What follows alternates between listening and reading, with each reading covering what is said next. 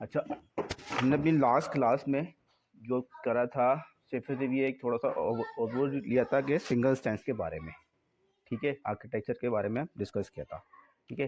तो आज हम स्टार्ट करते हैं क्लस्टर के ऊपर ना। अच्छा, क्लस्टर पे हम बात करने से पहले थोड़ा सा करते हैं कि आखिर क्लस्टर की रिक्वायरमेंट ज़रूरत पड़ी क्यों, ठीक है ना। जैसे आप कोई मसला से अपने फील्ड में इस्तेमाल कर रहे होंगे, आपने कई जगह पर डेटाबेस में क्लस्टर इन्वायरमेंट में काम भी किया होगा, ठीक है। अब हमारे पास एक डेटाबेस सिंगल इंस्टेंस पे चल रही है, ठीक है। अब एक सिंगल इंस्टेंस पे अगर मेरे पास में एक पीसी है, उस पीसी के ऊपर मेरी डेटाबेस एग्जीक्यूट कर रहा हूँ, कोई एचआरएमएस की डेटाबेस एग्जीक्यूट कर रहा हूँ, ठीक है। अब उसके ऊपर मेरा एक इंस्टेंस है और उस पर मेरी डेटाबेस की एक डेटा फाइल्स किसी भी मेरे पास में हार्ड डिस्क के अंदर रखता हूँ। अगर मैं विंडोज़ की बात कर रहा हूँ या लिनक्स पर रखता हूँ तो U01 के अंदर मैंने अपना ऑपरेटिंग सिस्टम रख लिया और अपनी स्लैश डेटा का एक फाइल सिस्टम बना के उसके अंदर अपनी मैंने डेटाबेस की फाइल्स रख ली। अच्छा, अब क्या होता है कि लेट्स अब मेरा एक ही सिस्टम है जिस पर मेरी एप्लीकेशन चल रही थी। अब किसी वजह से होता है कि मुझे रिक्वायरमेंट आती है, एक रिक्वायरमेंट ऐसी आती है कि जी मुझे उस मशीन पे परफॉर्मेंस के इश्यूज़ आते हैं, ठीक है। या मुझे ऐसी रिक्वायरमेंट आती है कि मुझे लेट्स सपोज वो 4 कोर की मशीन थी, मुझे उसके अंदर 10 कोर और बढ़ाने, ठीक है। तो मैं उसके अंदर कोर इंक्रीज करने के लिए क्या करूँगा, वर्टिकल इंक्रीमेंट करूँगा, मतलब उसके अंदर 4 से 14 कोर कर दूंगा, 10 कर दूंगा, 20 लिमिट होगी उसकी, एक प्रोसेसर लिमिट के ऊपर जाके मैं उस मशीन के ऊपर वो कोर की रिक्वायरमेंट को इंक्रीज कर सकता हूँ। एक लेवल आएगा उसकी मशीन पर जितनी लिमिट होगी कोर को इंक्रीज करने की, वो लिमिट वहाँ पे एक्सीड कर जाएगी, ठीक है। अच्छा, अब एक तो हमारी ये रिक्वायरमेंट आती है कि हम उसकी कोर बढ़ा लें, उसकी मेमोरी इंक्रीज कर लें, वो एक लिमिट पे आके वो रुक जाएगा। अब ये हमें, अगर हम ओरेकल रैक की बात करते हैं तो ओरेकल रैक हमें दो किस्म की चीज़ें प्रोवाइड करता है, एक तो अवेलेबिलिटी, दूसरा करता है स्केलेबिलिटी, ठीक है। अच्छा, अब हम बात करते हैं कि हमारा एक इंस्टेंस चल रहा था, हमारा एक इंस्टेंस किसी वजह से डाउन हो जाता है तो हमारी एप्लीकेशन जो है वो बंद हो जाएगी, अवेलेबिलिटी नहीं रहेगी। तो अब यही चीज़ हमें ओरेकल रैक प्रोवाइड कर रहा है कि अगर लेट्स सपोज आपकी एक मशीन अगर बंद हो जाती है तो आपकी सेकंड मशीन, तीसरी मशीन, फोर्थ मशीन का एक साथ जितनी भी एक लिमिट है उसके ऊपर रहते हुए आप अपनी मशीन में अपनी अवेलेबिलिटी को मेंटेन कर सकते हो, ठीक है। होस्ट 1, होस्ट 2, होस्ट 3 से मैंने आपको ये एग्जांपल में दिखाया है कि ये देखें, ये एप्लीकेशन है। अगर मैं यहाँ से इस एप्लीकेशन को अगर मैं ये 3 नोड ख़त्म कर देता हूँ, ठीक है, ये एप्लीकेशन नोड 1 के ऊपर, होस्ट 1 के ऊपर कनेक्ट करेगी, इसकी स्टोरेज से भी कनेक्शन बनाएगी, ठीक है। और किसी वजह से मेरी होस्ट 1 बंद हो जाती है, ठीक है, अगर मेरी रैक एनवायरनमेंट नहीं है तो फिर मेरी एप्लीकेशन जो है वो चलना बंद हो जाएगी, ठीक है। अब ये आती है, अगर हम ओरेकल रैक लगा लेते हैं तो अब यहाँ पर देखें, ये मेरे पास होस्ट 1 जो है, एक होस्ट 2 भी बन गई, होस्ट 3 भी बन गई, होस्ट 4 बन गई। तो ये दिस इज माई अवेलेबिलिटी बात कर लेता हूँ, ठीक है। ये मेरी अवेलेबिलिटी हो गई कि मेरी अगर लेट्स सपोज होस्ट 1 डाउन होती है तो होस्ट 2 पे मेरा सिस्टम चल सकेगा, होस्ट 2 बंद हो जाती है होस्ट 3 पे सिस्टम चलेगा, 3 बन जाती है तो 4 पे मेरा सिस्टम चल सकता है। अब अच्छा, अब आती है रिक्वायरमेंट आती है कि जी मेरे पास कोर की इंक्रीमेंट रिक्वायर्ड है, तो अब मैं होस्ट 1 के ऊपर 4 कोर बढ़ा दूँ, होस्ट 2 के ऊपर 4 बढ़ा दूँ, होस्ट 3 पे 4 बढ़ा दूँ, तो स्केलेबिलिटी पर बढ़ गई, ठीक है ना। अब ये हॉरिजॉन्टल स्केलेबिलिटी मेरे पास आ गई। उस सूरत में ये कहता है मेरी स्केलेबिलिटी मेरी वर्टिकल थी, ये मतलब हॉरिजॉन्टली मिल रही है, ठीक है। अच्छा, अब दूसरी बात आती है, तीसरी बात हमारा लोड बैलेंसिंग। अब लोड बैलेंसिंग हम भाई, जी हाँ बोले बोले,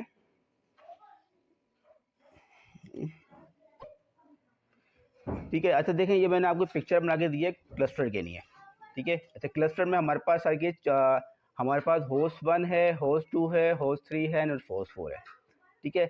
अच्छा, अब हमारे पास ओरेकल क्लस्टर में हमारे पास ऑप्शन आ जाता है कि जी स्केलेबिलिटी जो है ना, ये स्केलेबिलिटी हमें प्रोवाइड कर रही है कि लेट्स सपोज मेरे होस्ट 1 के अंदर बस 4 कोर हैं, ठीक है, और 4 कोर है। अब रिक्वायरमेंट आती है मशीन एप्लीकेशन की, मैं उस पर 4 कोर से मुझे 10 कोर करनी है, ठीक है। तो उस मशीन के ऊपर मैं 10 कोर कर दूंगा, 20 कोर को, एक लिमिट आएगी उस मशीन पे, उस कोर को वर्टिकली लिमिट आके रुक जाएगी। अब क्या है ओरेकल में, अब मैं रैक पे का बात करूँ तो यही स्केलेबिलिटी मुझे रैक में मिल रही है कि मैं अपनी मशीन लेवल के ऊपर जितनी मशीनें ऐड करूँ और वो उनके ऊपर कोर हर मशीन के ऊपर ऐड कर सकता हूँ, ठीक है। तो कोर में मुझे बेनिफिट दूसरा मिल गया मुझे स्केलेबिलिटी का।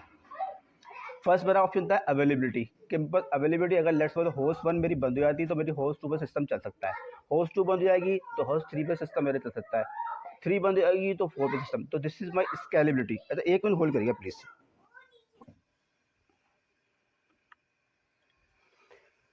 ठीक है। तो ओरेकल क्लस्टर में हमारे पास एक तो हमारे पास आती है अवेलेबिलिटी, होस्ट 1, होस्ट 2, होस्ट 3। हम पे जितनी सिस्टम, अगर एक होस्ट है तो सेकंड होस्ट पे सिस्टम चलता रहेगा, होस्ट 2 बंद हो जाती है, तीसरी होस्ट पे चल जाएगा, होस्ट 4 पे मेरा सिस्टम चल। और मेरे पास स्केलेबिलिटी ये है कि मेरे पास हर होस्ट के ऊपर मैं कोर अपनी इंक्रीज कर सकता हूँ। अब मुझे मेमोरी की रिक्वायरमेंट है तो मैं होस्ट 2 के ऊपर मेमोरी इंक्रीज कर दूँ, होस्ट 3 पे मेमोरी इंक्रीज कर दूँ। तो क्या है मेरी हॉरिजॉन्टल स्केलेबिलिटी का ऑप्शन। मेजर बेनिफिट बात करूँ तो ओरेकल रैक का ये व्यवस्था आता है। लास्ट वन बात करूँ तो लोड, जो मेन है लोड बैलेंसिंग। लोड बैलेंसिंग ये है कि अब देखें ओरेकल ने इसमें ओरेकल रैक में हमें ये भी दे दिया है कि आपको लेट सपोज एप्लीकेशन को कनेक्टिविटी बनाने के लिए किसी भी एक नोड के ऊपर जिस नोड, अब हम लोग, आपको आवाज़ आ रही है मेरी? ठीक है। अच्छा अब तो लोड बैलेंसिंग समय ये है कि हमारे पास ये एक और ऑप्शन आ गया कि हमारे पास एप्लीकेशन जो है किसी भी नोड पे जो कम लोड जिस पे लोड होगा सिस्टम, आपकी उस एप्लीकेशन जो है उस लोड होस्ट के ऊपर एग्जीक्यूट हो ताकि आपका लोड भी बैलेंस कर सकें। अच्छा, लास्ट आती है स्टोरेज। अच्छा, अब देखें फीचर्स किस तरीके से ओरेकल में आ रहा है कि आपकी जो स्टोरेज है, अब हम अगर सिंगल सेंस की बात कर रहे हैं तो सिंगल सेंस आपका एक मशीन चल रही है आपकी, जैसे मैंने आपको बताया था कि आपका ऑपरेटिंग सिस्टम U01 पे एग्जीक्यूट कर रहे हैं सिंगल सेंस के ऊपर। ठीक है। अब आपने स्लाइस डेटा का फाइल सिस्टम के अंदर आपने अपनी डेटाबेस इंस्टॉल कर ली। अच्छा, अब आती है, अब मैं सेकंड नोड अगर लगाता हूँ, अब आपकी वो जो मशीन थी आपकी सिंगल सेंस पे चल रही थी, उसकी डेटाबेस थी आपकी स्लैश डेटा में थी। अब क्या हो, रिकल ने क्या दिया, रैक के लिए कह दिया कि आपके जितने भी मशीन के अलग अलग इंस्टेंस बना दिए। ठीक है, इंस्टेंस 1, इंस्टेंस 2, इंस्टेंस 3, और डेटाबेस जो आपकी मशीन है वो आपको कर दिया शेड, ताकि तमाम के तमाम जितने भी इंस्टेंस है ना वो एक ही शेड लोकेशन के ऊपर, शेड स्टोरेज के ऊपर अपना डेटा को सेव करेंगे, अपने डेटा को सेव करेंगे, ताकि वो एप्लीकेशन के लिए सबके लिए वो एक सेंट्रल पॉइंट होगा। अब देखें इसमें ओरेकल ने हमें ऑप्शन दे दिया कि स्केलेबिलिटी होस्ट वाइज, हमें इंस्टेंस वाइज दे दिया, instance host 1, host 2, host 3, host 4। अगर होस्ट 1 बंद हो जाती है तो होस्ट 2 पे चले आएंगे, 3, 4, 5, इस तरह से हम मल्टीपल नोड्स क्रिएट कर सकते हैं। वैसे ही इसी तरीके से अवेलेबिलिटी में स्टोरेज लेवल पे ही कर सकता हूँ। ठीक है। अब देखें, आप यहाँ देखें ये स्टोरेज, अगर मैं देखूँ, ये सिंगल पॉइंट ऑफ फेलियर है। अगर लेट्स सपोज इस पिक्चर में देखता हूँ मेरी स्टोरेज अगर डाउन हो जाती है तो ये सारे के सारे होस्ट भी डाउन हो जाएंगे मेरे।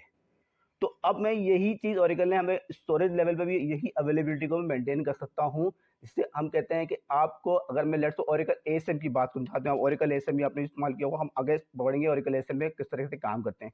तो ओरेकल एएसएम के थ्रू हम ये काम कर सकते हैं कि हम अपनी स्टोरेज को भी हाई अवेलेबिलिटी में मेंटेन कर सकते हैं, कि अगर लेट्स सपोज मेरी एक स्टोरेज डाउन रहती है तो सेकंड स्टोरेज पे मेरा सिस्टम चल सके, जैसे कि मैं होस्ट लेवल के ऊपर यहाँ पे मेंटेन कर रहा हूँ।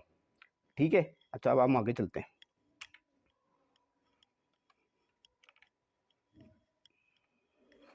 अच्छा, यही जो अभी मैंने आपको चीज़ बताई है सिंगल साइंस के बारे में, कि सिंगल साइंस आपका एसजीए पीजी आपका सिंगल साइंस चल रहा है, आपके बैकग्राउंड प्रोसेस चल रहे हैं, और आपका रीडू, आपका डेटा और आर्काइव जो है अलग अलग सिंगल सेंस के ऊपर एक मशीन के ऊपर एग्जीक्यूट कर रहे हैं। वैसे ही अब ये चीज़ हम क्लस्टर की बात करते हैं तो क्लस्टर में ये हो रहा है कि हर मशीन का अपना एसजी होगा, अपना पीजे होगा, हर मशीन के अपने बैकग्राउंड प्रोसेसेस होंगे, हर मशीन के अपनी रीडू, अपनी आर्काइव और क्लस्टर के प्रोसेसेस होंगे। जैसे मशीन 1 है, मशीन 2, जी जी बोले, जी बिल्कुल, ठीक है, सबका अपना इंस्टेंस अलग होगा। ठीक है। अब आती है ये मैंने आपको यहाँ बताया एसजीए हो गया, इनका अपना एसजीए होगा, बैकग्राउंड प्रोसेसेस जैसे कि सिंगल इंस्टेंस में होते हैं, रीडू जिस तरह, तो आर्काइव, ये इस लेवल का आर्किटेक्चर जो सिंगल इंस्टेंस के अंदर है ये तमाम इंस्टेंस के ऊपर सेम होगा। ठीक है, बैकग्राउंड प्रोसेस। अब आती है क्लस्टर प्रोसेसेस। आप देखिए ये क्लस्टर प्रोसेसेस, ये हर नोड के ऊपर जो कम्युनिकेशन हो रही है वो क्लस्टर प्रोसेसेस के थ्रू हो रही है। ठीक है, ये क्लस्टर प्रोसेस नोड 1 का क्लस्टर प्रोसेस, नोड 2 का क्लस्टर प्रोसेस, नोड 3 का क्लस्टर प्रोसेस। ठीक है, आपस में कम्युनिकेशन होगी। ये अभी कम्युनिकेशन होगी, हम आपकी आगे जाके मैं आपको कंपोनेंट बताऊंगा कौन कौन से कंपोनेंट के थ्रू हो रही होती है कम्युनिकेशन ना। ठीक है, अब जो नोड के दरमियान जब क्लस्टर की बात करते हैं तो आपस में जो डिफरेंट नोड्स के अंदर कम्युनिकेशन प्रोसेस हो रही है क्लस्टर के प्रोसेसेस की वजह से हो रही है। वो क्लस्टर प्रोसेसेस हैं जो कि आपस में कम्युनिकेट कर रहे हैं और हर नोड को आपस में एक जगह के कंबाइन करके रखा हुआ है, और फिर इसी तमाम के तमाम हर नोड जो है एक ही शेड स्टोरेज के ऊपर अपना डेटा सेव कर रही है। आप यहाँ से और देखिए, हर तमाम नोड एक ही स्टोरेज के ऊपर डेटा सेव कर रही है, और ये स्टोरेज जो है मेरी हर नोड के लिए शेयरेबल होगी। ठीक है, अच्छा अब हम आते हैं, ये तो हमने बात कर ली कि high availability, scalability, load balancing, share disk. अच्छा अब आती है, ये आते हैं ओरेकल क्लस्टरवेयर।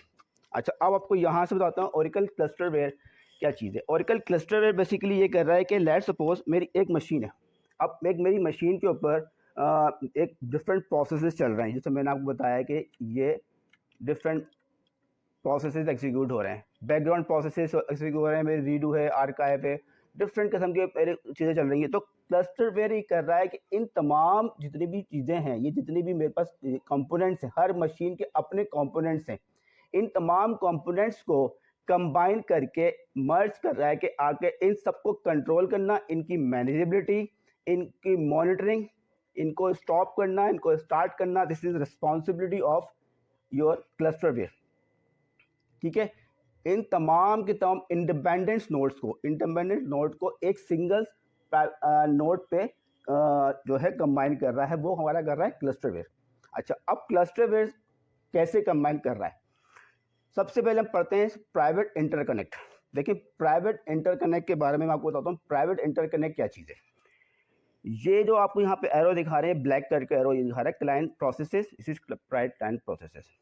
ठीक है, प्राइवेट इंटरकनेक्ट ये कर रहा है कि मेरे पास अगर लेट्स सपोज 3 मशीनें मेरे पास चल रही हैं, ठीक है, मैंने हर मशीन के ऊपर ओरेकल रैक कनेक्ट हुआ, रैक इंस्टॉल कर लिया, मशीन 1 पे रैक कनेक्ट कर लिया, मशीन 2 पे रैक इंस्टॉल कर लिया, मशीन 3 पे रैक इंस्टॉल कर लिया।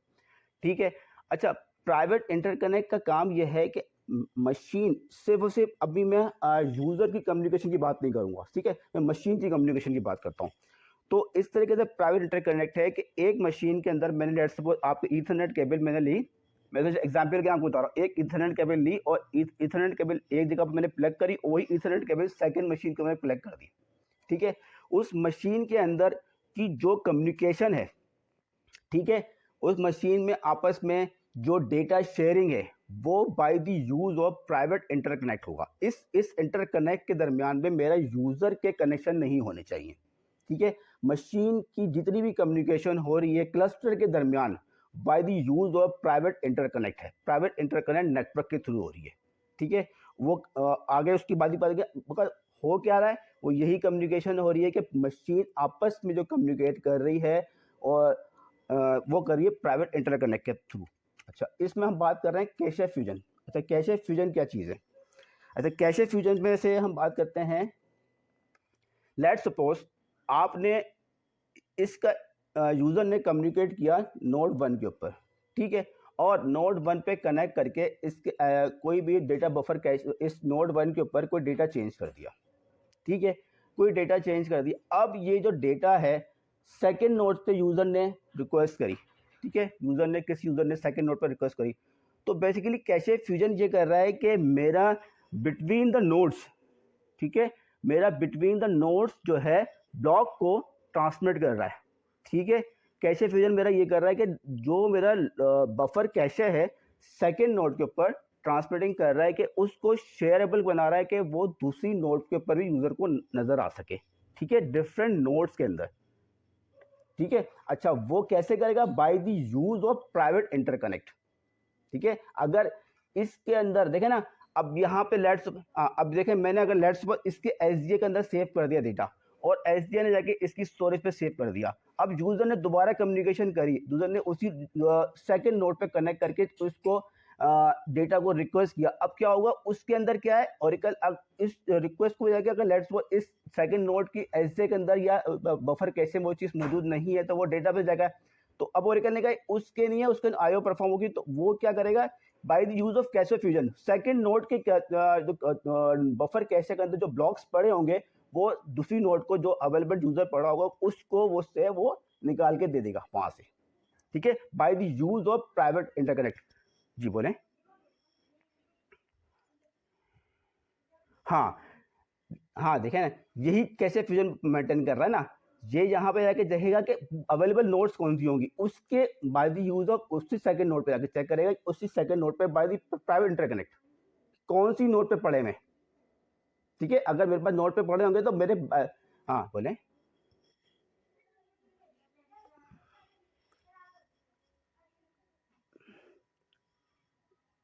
नहीं नहीं नहीं, देखें मैं ये कह रहा हूँ, देखें आपका लेट सपोज आपका यूजर, मैं एग्जाम्पल लेके चलते हैं, ठीक है। अब ऐसा हुआ कि लेट सपोज मैंने डेटा चेंज किया नोड 1 के ऊपर, ठीक है ठीक है। अब क्या करा है, कैसे फ्यूजन किया, नोड 1 पर डेटा चेंज कर दिया नोड 1 के ऊपर। अब क्या हुआ, मेरे क्लस्टर पे है, कैसे फ्यूजन ये करेगा, अब यूजर ने कनेक्ट किया नोड 2 के ऊपर और वही ब्लॉक्स मेरे यूज किए, ठीक है।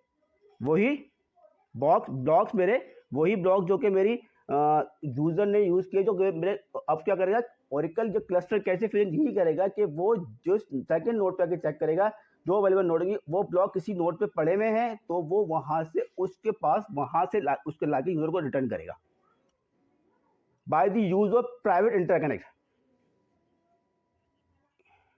बिल्कुल, ठीक है। तो क्या करेगा, अब उसको आईओ परफॉर्म करने की जरूरत नहीं पड़ेगी, डेटा को जाकर हार्ड डिस्क में से उसकी जो ड्राइव है ना, ड्राइव में से रीड नहीं करेगा, वो बफर टू बफर कम्युनिकेशन हो रही है। इसके लिए मैंने आपको बताया ना प्राइवेट इंटरकनेक्ट। अब ये क्या कर रहा है, मेरा प्राइवेट इंटरकनेक्ट जो है वो पावरफुल होगा तो ये मेरी ऑब्वियसली बात है कि मेरी बफर टू बफर कम्युनिकेशन होगी। ये ऐसा समझ लें कि ये ओरेकल के लिए ऐसी कम्युनिकेशन है कि बफर उसका अपना बफर है, उस इंस्टेंस का अपना बफर होगा, ठीक है। तो ये हमारा जो है हर नोड का बफर शेयर्ड हो जाएगा bye the use of cache fusion. यही टेक्निक ओरेकल ने कैशे फ्यूजन में यूज कर रहा है।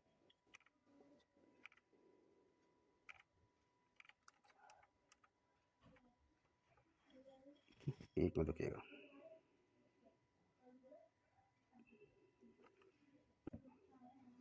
अच्छा, अब मैं आपको ना जो इन्वायरमेंट्स इंस्टॉलेशन की चलते हैं ना कि इंस्टॉलेशन किस तरह की जो की थी ना, उसको मैं आपको इसी चीज़ को वहाँ पे भी बताता हुआ चलूँगा प्रैक्टिकली भी।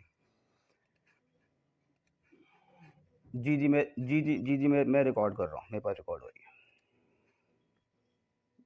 है। जो मैं आपको यूट्यूब पे अपलोड कर दूँगा, आप वहाँ से भी ले लीजिएगा।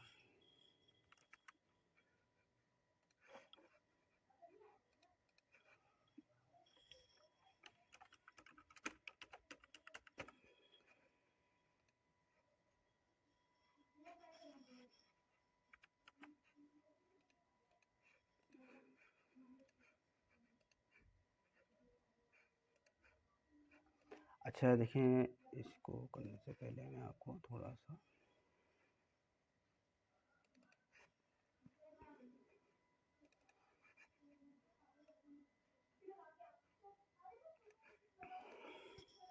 अच्छा देखें, ये इंस्टॉलेशन मैंने किस तरीके से करी है। इंस्टॉलेशन इस तरीके से हम करेंगे, आपको बताऊंगा भी। इसमें मैं करूंगा रैक बनाऊंगा ओरेकल लिनक्स के ऊपर, ठीक है, ओरेकल लिनक्स 8 के ऊपर, ठीक है। तो ऑपरेटिंग रिक्वायरमेंट जो होगी, मेरे पास 2 नोड्स होंगी जिसके अंदर मेरे पास ओरेकल लिनक्स इंस्टॉल होना चाहिए, ठीक है। ओरेकल लिनक्स सिर्फ बेसिक ओरेकल लिनक्स। आपको आवाज़ आ रही है मेरी? अच्छा देखें, हम डिस्कस कर रहा हूँ कि जो रिक्वायरमेंट्स है मेरे पास ना, देखें आप अगर आप लिख रहे हैं, ये मेरी पूरी वीडियो रिकॉर्ड हो रही है ना, या आपको वीडियो मिल जाएगी, ठीक है। तो इसकी आप टेंशन लीजिएगा। तो आपसे देखें, अच्छा इसमें क्या कर रहा हूँ, मेरे पास जो रिक्वायरमेंट है ना, ये मैं मशीन बनाएंगे हम इस तरीके से बनाएंगे, ये 2 नोड क्लस्टर बनाएंगे, 2 नोड क्लस्टर बनाएंगे, ठीक है। और डेटाबेस हमारी होगी ओरेकल एएसएम के ऊपर, ठीक है। अच्छा और 2 नोड क्लस्टर के अंदर जो ऑपरेटिंग सिस्टम हम यूज़ करेंगे Oracle Linux 8, Oracle Linux 8 use करेंगे।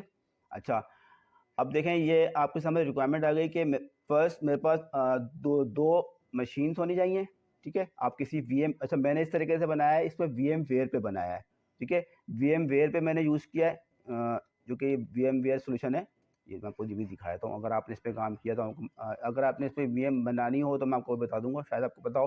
तो मैंने वीएम वेयर यूज़ किया है, ठीक है। अच्छा, वीएम वेयर के ऊपर ही मैंने 2 मशीन्स बनाई हैं, हर मशीन के ऊपर ओरेकल लिनक्स 8 इंस्टॉल करी है। तो 2 मशीन रिक्वायरमेंट हो गई, ठीक है। अच्छा, दूसरी बात आती है कि मैंने इसमें 3 स्कैन आईपी यूज़ करी हैं, ठीक है। स्कैन आईपी के ऊपर बात करते हैं। स्कैन बेसिकली क्या कर रहा है, ये जस्ट लाइक अगर बात करूँ लोड बैलेंसिंग की का काम कर रहा है, ठीक है। यूज़र हमारी एप्लीकेशन जो है, एप्लीकेशन अगर लेट्स सपोज मेरे पास इन्वायरमेंट के अंदर 3 लेट्स सपोज 4 क्लस्टर की पर डेटाबेस चल रही है, ठीक है। मैं अपने पास एप्लीकेशन के अंदर सिर्फ एक नाम जिससे मेरा स्कैन का नाम है, ठीक है, ये नाम प्रोवाइड करूंगा। तो अब क्या होगा, bye the use of this name Oracle क्या करेगा, जो भी अवेलेबल नोड्स होंगी ओरेकल के पास, ठीक है, और लीस्ट लोडेड नोड्स, ठीक है, लीस्ट लोडेड नोड के ऊपर bye the use of load balancing ये क्या करेगा, उस डेटाबेस नोड के ऊपर मुझे कनेक्ट कर देगा, ठीक है। अच्छा, ये क्या होगा हमारी रिक्वायरमेंट के हिसाब से, ये मैंने 3 स्कैन आईपीस लिए हैं, ठीक है। और ये जो नाम आपके सामने आ रहा है ORCDB स्कैन, ये मेरा DNS के ऊपर, मेरे DNS के ऊपर रजिस्टर होना चाहिए, ठीक है। मैंने इस एग्जाम्पल में DNS सर्वर भी कॉन्फ़िगर किया है, मैं आपको वही बता दूंगा कैसे किया है मैंने, ठीक है। तो DNS सर्वर के साथ मैंने इसको उसके साथ भी मैंने कॉन्फ़िगर किया हुआ है।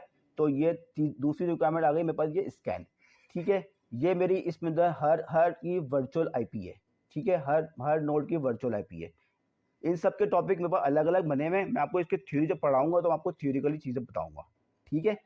अच्छा अच्छा, ये मेरे वर्चुअल आईपीज़ हैं, ठीक है, जो मेरी ये मेरी पब्लिक आईपीज़ हैं। जैसे मेरे ये है 192.168.130, ये मेरी मशीन की पब्लिक आईपीज़ है, ठीक है। पब्लिक आईपी और प्राइवेट आईपी इस तरीके से मैंने क्या किया है, हर मशीन के ऊपर NIC NIC जो उसके इंटरनेट तो इसके इंटरनेट है ना कार्ड, वो मैंने इसके प्लग किया मैं एक, ठीक है। एक मैंने किया हुआ है फॉर दी माई पब्लिक, ठीक है, जो मेरी पब्लिक कम्युनिकेशन पब्लिक मेरी वो है जिससे मेरा क्लाइंट कनेक्ट करेगा, जिससे मेरी एप्लीकेशन कनेक्ट करेगी, ठीक है।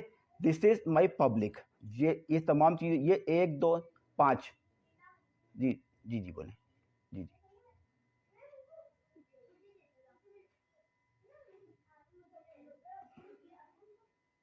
हाँ हाँ, देखें देखें, ये दिस इज माई, जो मेरा एप्लीकेशन कनेक्ट करेगी वो इससे करेगी, मगर दिस इज ये मेरी एप्लीकेशन इन 2 आईपी से भी कनेक्ट कर सकती है, ठीक है। जरूरी नहीं है कि मैं, बिल्कुल कर सकती,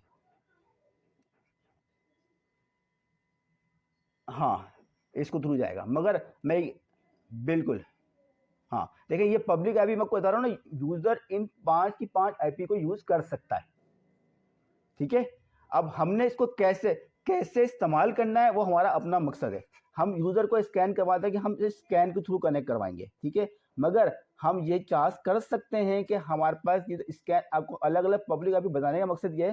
देखिए अगर लेट सपोज मेरे पास एप्लीकेशन चल रही है, 4-5 एप्लीकेशन मैं अपने पास एग्जीक्यूट कर रहा हूँ, ठीक है, मैं ये कर सकता हूँ कि एक एप्लीकेशन को एक नोड पे कनेक्ट कर दूँ, ताकि उस नोड का ये भी देखें, ये भी वर्क हो सकता है। मैं ये आईपी जो है ना, ये नेम जो आपके सामने हाईलाइट कर रहा हूँ, ये भी एक स्पेसिफिक एप्लीकेशन को दे दूँ और ये मैं किसी एप्लीकेशन को दूँ, जो मैं ये भी कर सकता हूँ, ठीक है। ये 5 आईपी जो है मेरी पब्लिक है, ये मैं इसको अपनी रिक्वायरमेंट के बेस पे इस्तेमाल कर सकता हूँ, ठीक है।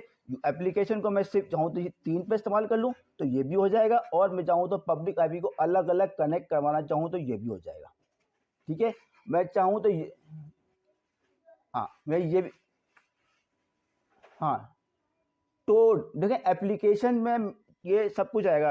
एप्लीकेशन में आप अगर लेटफोर्ड को T24 की बात करें तो एप्लीकेशन T24 एप्लीकेशन, अगर सिंबल्स की एप्लीकेशन में तो वो भी एप्लीकेशन है। टोड इस ऑल्सो एप्लीकेशन कहूँगा मैं। एसक्यूएल डेवलपर मैं उसको, वो भी एप्लीकेशन मेरे लिए, ठीक है।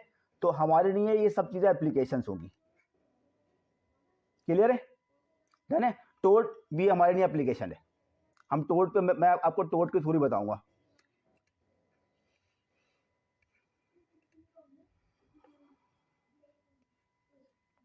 जी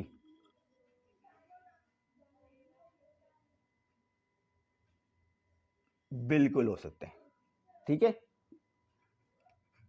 बेस्ट प्रैक्टिसेस, जो बेस्ट प्रैक्टिस इंडस्ट्री प्रैक्टिस की बात करूं तो हमको स्कैन आईपी को यूज करना चाहिए, ठीक है। मगर ओरेकल हमें रोकता नहीं कि हम इसको, अगर मैं चाहूँ तो ये स्कैन आईपी 201 है ना, मैं इसको भी इस्तेमाल कर सकता हूँ।